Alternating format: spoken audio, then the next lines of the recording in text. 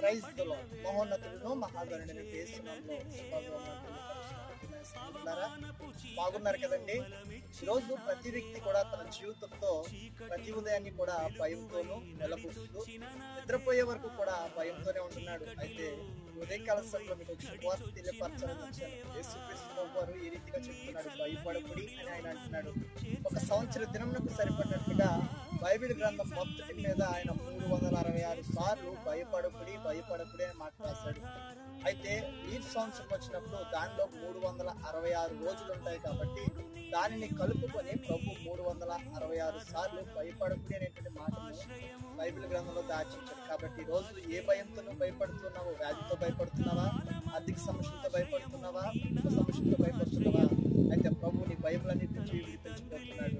ప్రభు ప్రేమ బట్టి మీకు తెలియపరుస్తాను, భయపడకండి, ప్రభు విశ్వాసం ఉంచండి, ప్రభు మీ జీవితంలో కార్యం